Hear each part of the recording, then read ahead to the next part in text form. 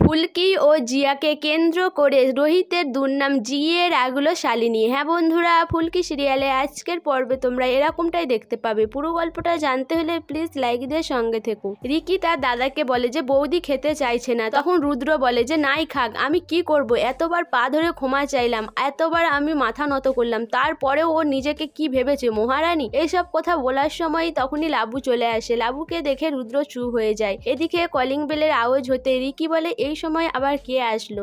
তারপরে রিকি দরজা খুলে দেয়। ফুলকি, পিয়াল, কাকিমা আর পারমিতাকে দেখে সবাই অবাক হয়ে যায়। এরপর রুদ্র বলে ভেতরে আসো। তখন কাকিমা বলে যে আমরা খাবার নিয়ে এসেছি, তোমরা তো রাত্রের খাবারটা খেয়ে আসলে না তাই। তখন রুদ্র বলে যে কাকিমা ভালো করেছো, আমি তো এক্ষুনি খাবার অর্ডার দিতে যাচ্ছিলাম, কিন্তু লাবু কি খাবে আমি তো বুঝতে পারছি না, ও তো নিজের পছন্দের জিনিস ছাড়া আবার খেতে চায় না। এরপর পারমিতা বলে কিরে লাবু, তুই ঠিক আছিস তো? তখন লাবু বলে যে হ্যাঁ আমি ঠিক আছি। এরপর লাবুকে রুদ্র বলে যে লাবু, আমি তোমার জন্য খাবারটা বেড়ে দিচ্ছি, আমি নিজের হাতে তোমাকে খাইয়ে দেব। এরপর লাবু বলে যে না, এত কিছু করার দরকার নেই, আমি নিজেই খেতে পারবো।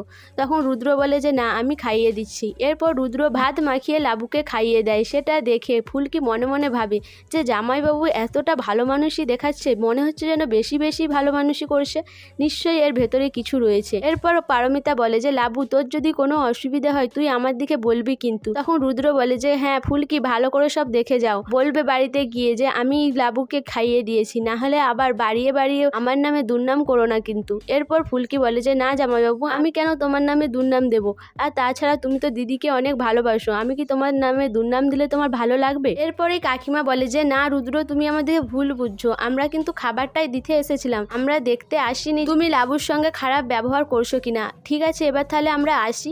এরপর ওরা সবাই বাড়িতে চলে আসে, কিন্তু ফুলকির মনের মধ্যে সেই একটা অশান্তি থেকেই যায়, যে ভাবে রুদ্র কি সত্যি ভালো হয়ে গেছে। তখন পারমিতা বলে যে ফুলকি, এসব নিয়ে আর ভেবো না, তুমি ভেবেই বা কি করবে এইসব। এদিকে রুদ্র অফিসে চলে যায়, সেখানে গিয়ে বসে বসে ভাবে তার সেই অপমানের কথাগুলো।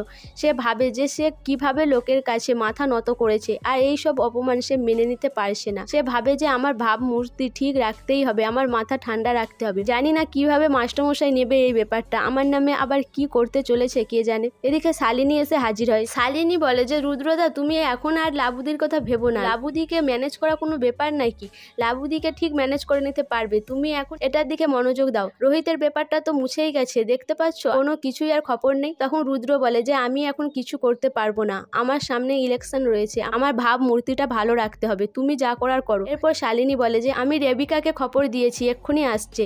এরপর রেবিকা এসে হাজির হয়। শালিনী বলে যে কি ব্যাপার, তোমাকে যে এত সুযোগ সুবিধা দেওয়া হচ্ছে, এত কিছু দিয়েছি, আর তুমি কি করছো?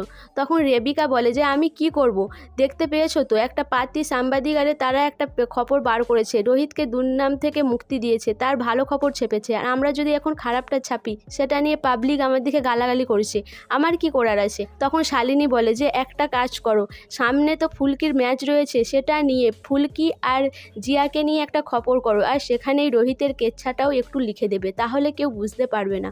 এরপর রেবিকা বলে ঠিক আছে। এদিকে শালিনী বাড়িতে চলে আসে। তার পরের দিনেই ফুলকি যখন তার জেঠুমণিকে চা দেয় যে জেঠুমণি তুমি আর মন খারাপ করো না, আমরা দেখবে সব কিছু ঠিক করে দেব, আমরা তো দিদি ভাইয়ের ওপর নজর রেখেছি। রোহিত বলে যে এই সব দিকে আর তোমাকে মাথা ঘামাতে হবে না, তোমার সামনে ম্যাচ রয়েছে, তুমি সেটা নিয়েই মনোযোগ দাও।